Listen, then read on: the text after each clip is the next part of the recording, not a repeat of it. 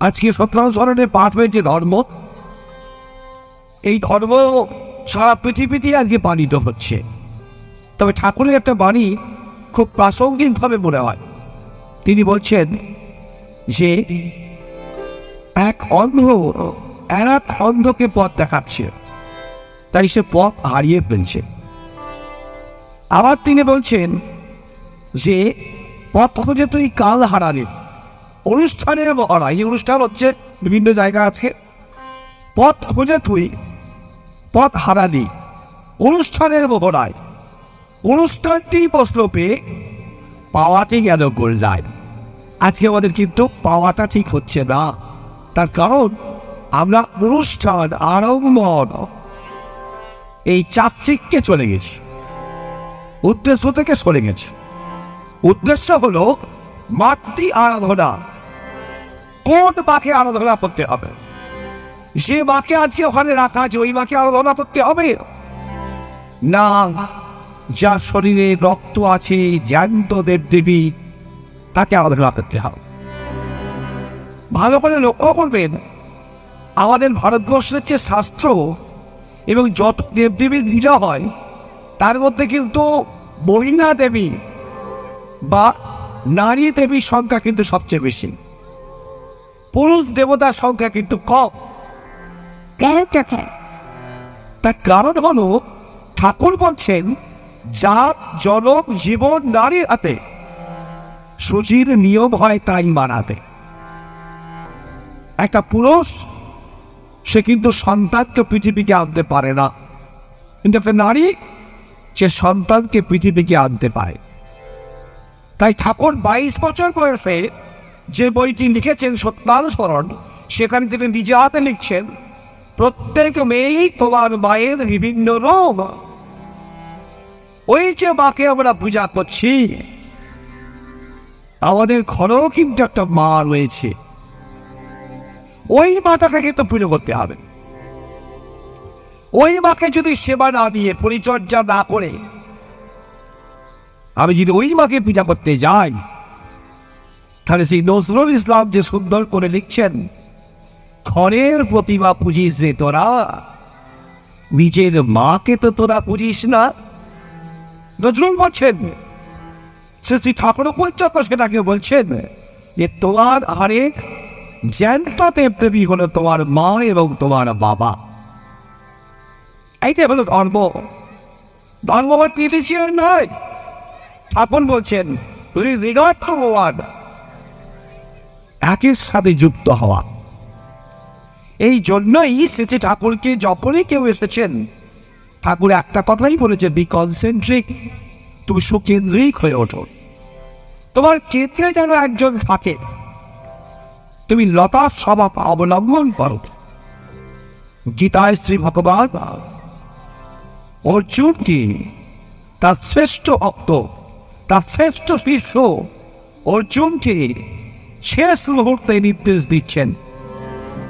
অর্জুন বলছিল যে প্রভু, আপনার তো সবই বলা হয়ে গিয়েছে, জ্ঞান যোগ, ভক্তি যোগ, কর্মযোগ, ধ্যান যোগ সব বলা হয়ে গিয়েছে। 18টা অধ্যায় শেষ, এখনো বাকি আছে। পুরুষোত্তম শ্রীকৃষ্ণ বলছেন, শোনো অর্জুন, খুব গোপন কথা, আমি তো সবাইকে বলতে পারি না, একমাত্র তোমাকেই বলছি। কি সেই কথা? তিনি বলছেন অর্জুনকে, সর্বধর্মান পরিত্যাজ্য মাম একং শরণং ব্রজ অহং তং সর্বপাপেভ্যো স্বামী মা শুচ। শোনো অর্জুন, আমাকে তুমি একমাত্র ধরো, আমারই পূজা করো, আমারই ধ্যান করো, আমারই কর্ম করো। আমি তোমাকে যাহা নির্দেশ দিয়েছি তাই তুমি পালন করো, জীবনে তুমি সফল হবে নিশ্চয়। সেই ধ্বনি আজও ধ্বনিত হচ্ছে। পরিত্রাণায় সাধুনাং বিনাশায় চ চতুষ্কৃতম ধর্ম সংস্থাপনার্থায় সম্ভবামি যুগে যুগে। আমি যুগে যুগে আবার আসবো। এইখানটাই আমাদের কিন্তু ভুলতে বা বুঝতে অসুবিধা হয়ে গেল। তুই কথা দিলেন আমি আবার আসবো, যুগের প্রয়োজনে রূপ পাল্টে, ঘর পাল্টে আমি আবার আসবো। তাই তিনি কখনো চৈতন্য রূপে, কখনো রামকৃষ্ণ রূপে, আবার ঠাকুর চন্দ্র রূপে সে একই। পূর্ণিমার চাঁদ, কখনো দ্বিতীয়ার চাঁদ, কখনো তৃতীয়ার চাঁদ, চাঁদ কিন্তু একটাই, সানসিয়ারের একটা ভক্তাপুয়া। আমরা কিন্তু তাকে স্বীকার করলাম না। তাই কবীন্দ্র নজরুল এবং বিশ্বকবি রবীন্দ্রনাথ ঠাকুর খুব সুন্দর করে বলছেন, বিশ্বকবি রবীন্দ্রনাথ ঠাকুর, যে বিচারের বাণী নীরবে নিভৃতে কারে, যারা তোমার বিষয় পারো নিভাই যেতে পারো, তুমি কি তাদের ক্ষমা করিয়াছ? তুমি কি বেসেছ ভালো? যাই কোন পাঠিয়ে দিল যে ওটা ওদের, ওটা ওদের, এটা আমাদের, ও আমাদের নয়, এটা আমার। শ্রী ঠাকুর এসে ধর্মের মূর্ত সংজ্ঞা দিলেন। ধর্ম মানে বাঁচা এবং মারা, বেক অ্যান্ড বিকামিং। তাই সেই শ্রী ঠাকুরের চন্দ্র ধর্মের মূর্ত সংজ্ঞা দিলেন। কি বললেন? ঈশ্বর এক, ধর্ম এক, প্রেরিত কৃষ্ণ একই বার্তা বাজে, একই কথা বলে। তাই শ্রী রামকৃষ্ণ যখন ক্যান্সারের যন্ত্রণায় ছটফট করছেন কাশীপুর উদ্যান বাটিতে, তিনি জানেন তাকে মানুষ স্বীকার না করতে পারে, তাই নরেনকে ডেকে প্রচন্ড গলার যন্ত্রণা, একটু সুজির হালুয়া, একটু সুজির পায়েস তার গলা দিয়ে নামছে না, তবু নরেনকে ডাকছে, নরেন এসেছিস নাকি? হ্যাঁ ঠাকুর এসেছি আমি। শোন নরেন, তোর বিশ্বাস এখনো হলো না। উনি নরেন, যেই নাম সেই কৃষ্ণ, ইদানিং এতে গেলে শ্রীরামকৃষ্ণ, তোর বেদান্তের তৃতীয় নয়, তৃতীয় নয়। তাই যুক্তি তর্ক যাই কিছু করলে কেন, যুক্তি থাকবে, তর্ক থাকবে, ছিল, ভবিষ্যৎও থাকবে, কিন্তু শ্রী শ্রী ঠাকুর চন্দ্র এই যুগের লেটেস্ট কোনো সক্ষম, এ বিষয়ে কোনো সন্দেহ নেই।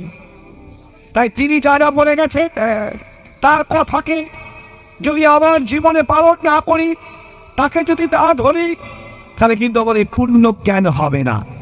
শ্রী রামকৃষ্ণ বলছেন, পাশ্চাত্যের সব জ্ঞান দিয়ে গেল নেই, যদি সব জ্ঞান দিয়ে যাই আমার কাছে আসবে কেন, আমি আমাদের।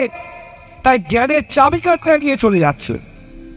এবার শ্রী শ্রী ঠাকুর চন্দ্র এসে বলছেন, আমি সমস্ত জ্ঞান উজাড় করে দিয়ে গেলাম, আর আমাকে আসতে হবে না। বসবানে পেছনে সব দিয়ে গেলাম, পাকা রাস্তা বেঁধে দিয়ে গেলাম, আমি যা করার ছিল সব করে দিলাম, তোদের এবার করার দ্বারা। তাই ধর্ম কথার মধ্যেই হলো ফলিত বিজ্ঞান। আমাদের করতে হবে, মায়ের পূজা যেমন করতে হবে, ঘরের মাটাকেও পূজা করতে হবে, ঘরের বাবাটাকেও পূজা করতে হবে। পূজা মানে পুস্তক বর্তনা সম্যকরূপে বর্ধিত হয়ে ওঠা, তবেই আমরা ভালো থাকবো, আমরা বাঁচবো, আমরা ধর্মের মুক্ত জিনিসের মধ্যে পৌঁছে যাব। ধর্ম কথাটার মধ্যেই কিন্তু শুধু পূজা পাঠ নয়, ধর্মের মধ্যে আছে বাঁচা এবং বাড়া, ধর্মের মধ্যে আছে বেড়ে ওঠা, ধর্মের মধ্যে আছেন জীবন ভগবানকে ধরে জীবন বৃদ্ধির পথে এগিয়ে যাওয়া, বিং এন্ড বিকামিং। তাই প্রকৃত ধর্মাচরণ সৎসঙ্গী দাদা ভাইরা তারা কিন্তু করে চলেছে নিরন্তর। তারা প্রত্যেক দিন সকালবেলায় ঘুম থেকে উঠে অন্ন জল গ্রহণের পূর্বে ভগবানকে নিবেদন করে তারপর তারা জল খায়।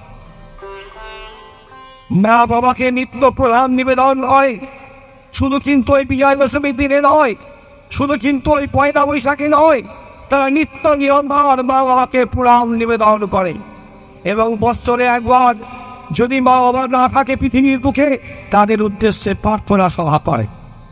শ্রী শ্রী ঠাকুর বলছেন, আমি এমন ধর্ম তোমাদের কাছে দিয়ে গেলাম, দেখবে একদিন যোগ তোমাদের সামনে এসে হাজির হবে, সেদিন হয়তো শাসকের প্রয়োজন নাও হতে পারে। আমি যা বলে গেলাম মূর্খ এই শিবচন্দ্র চক্রবর্তী অনুকূল চক্রবর্তী যা বলে গেলাম, একদিন দেখবে দাসীর কথা বাসি হলে ক্লাবে লাগবে। আজকে দেখুন শ্রী শ্রী ঠাকুর কুলচন্দ্র এই মানুষের দরবারে দরবারি হয়ে মানুষকে বাঁচার মন্ত্র শেখাচ্ছেন, সবাইকে বলছে ওই পথ নয়, ওই পথ নয়, তুমি ফিরে এসো, আমি তোমায় ডাক দিয়েছি। রবীন্দ্রনাথ ঠাকুর বলছে, তুমি তাপ দিয়েছ কোন সকালে, কেউ তা জানে না, মানুষ শোনেনি তার কথা। তাই আজকে আমরা পদে পদে আমাদের ভ্রান্তির জন্যে আমাদের আজকে বিধ্বস্ত হতে হচ্ছে। তাই আসুন সদ্গুরু শরণাপন্ন হন, সদনাম মনন করুন, আর এই সৎসঙ্গের আশ্রয় নিয়ে তেমনি করেই চলতে থাকুন। আমরা যে পূজা করছি, আমরা যে অর্চনা করছি, ওটা যা করছি করুক, কিন্তু আমরা যেন ওই সদ্গুরুর মন্ত্র নিয়ে সব নাম মনন করে আর এই সৎসঙ্গের ভাবধারায় স্নাত হয়ে জীবনটাকে আমরা পাল্টে পেরি। আপনাদের প্রতি প্রত্যেকের মঙ্গল হোক, ভালো হোক, সবাই সুস্থ সুন্দর নিরবিষ্টময় জীবন প্রার্থনা করি। বিনাবাণী মাতৃ আরাধনা সংঘের সদস্যবৃন্দ সকলের মঙ্গল প্রার্থনা করে কথা শেষ করলাম। সবাই ভালো থাকবেন। জয় গুরু, বন্দে পুরুষের তমাম।